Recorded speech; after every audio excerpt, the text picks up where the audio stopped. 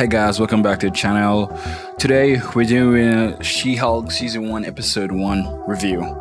So, this series is a very interesting one. Like, going into the series, from the trailers that I've seen have never really won me over per se. So there hasn't been a lot of, interest on my end to actually want to see this series because of the trailer Marvel has chosen to display.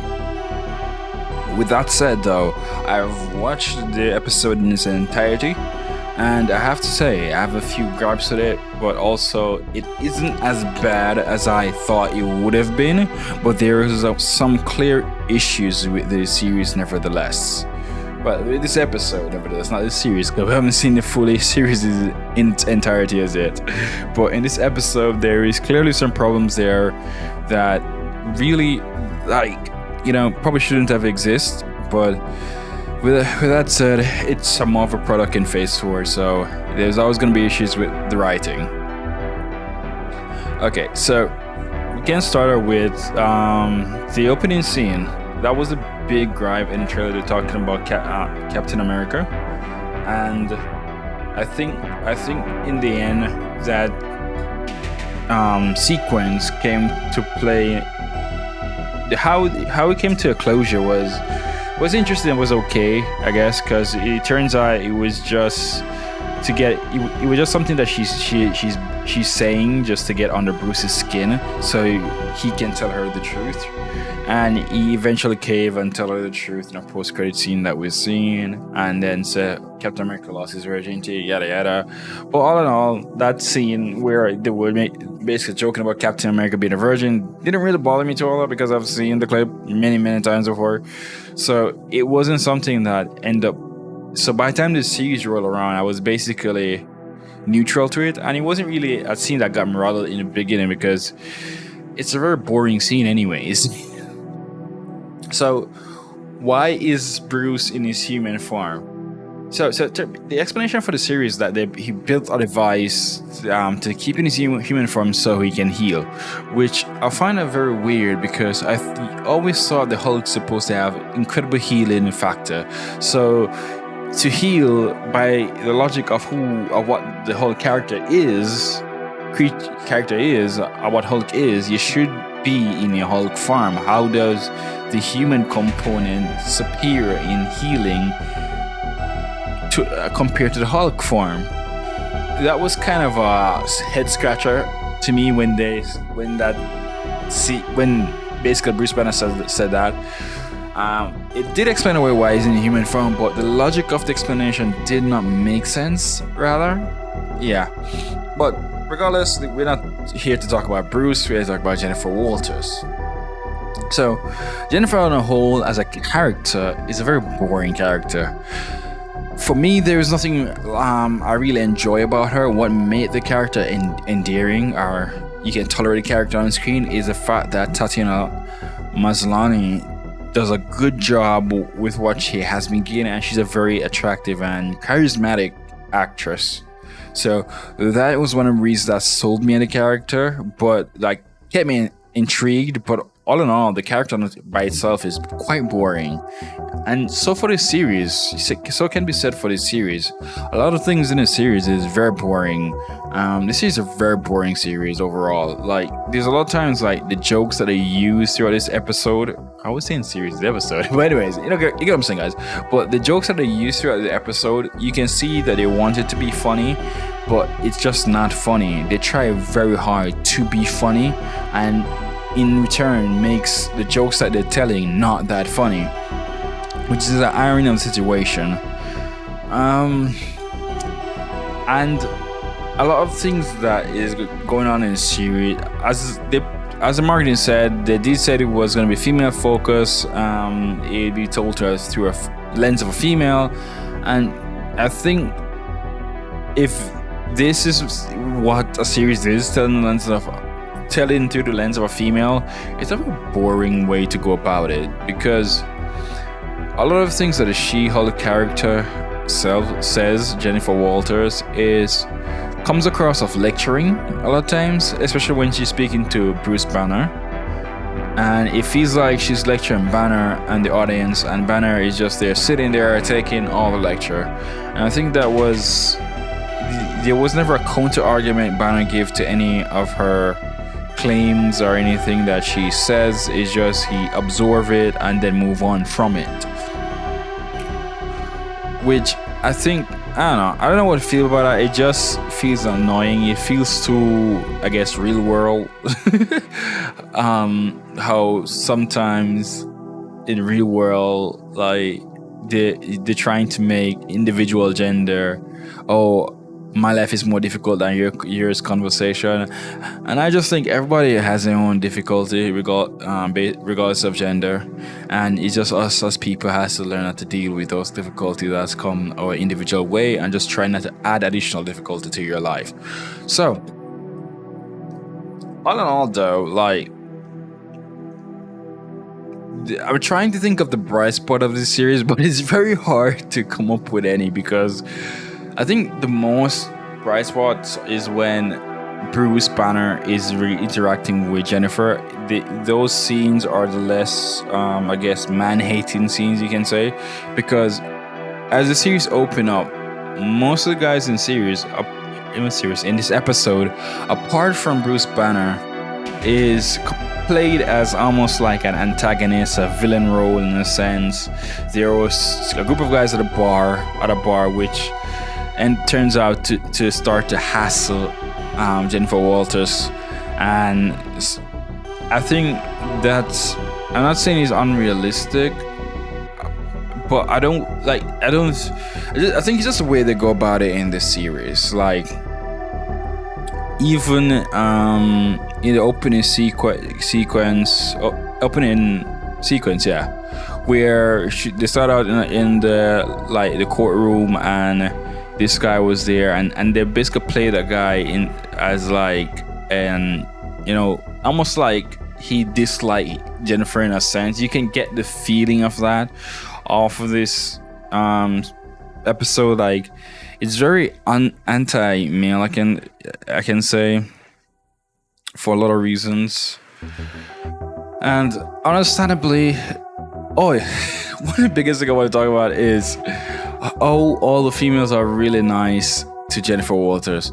Females are very nice to Jennifer Walters in this series, and I think this is what kind of plays into, they're trying to make men the villain for this episode, because the women in this episode are extremely nice to Jen. Even women that just meet her are extremely nice, because there was after the car crash, she got transferred on Hulk farm. She wake up somewhere in raggedy clothes, right? And even in that part, when she transferred into Hulk farm, her clothes doesn't really tear or get ripped up.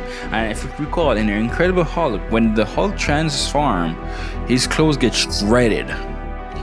Right, all thing left is the shorts. So it's kind of weird that her clothes is still intact, even when she goes into Hulk farm.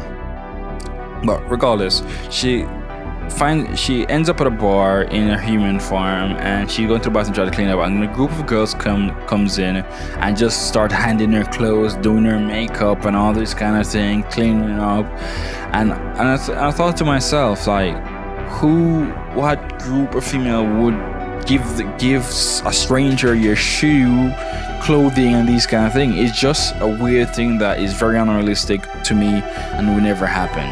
And I don't think anybody would do that, period. Not even a guy would do that for an ex-guy, much less. I don't think anyone would do that. I don't think anyone would really do that. I think it was very unrealistic.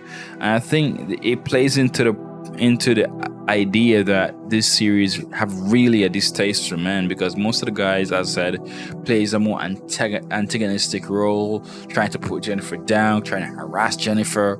Is never a guy. Only guy in this episode that plays a more helpful or likable role towards Jennifer is Bruce Banner, and even he at times get lectured by Jennifer how much he doesn't understand her, what she goes through and stuff of that kind.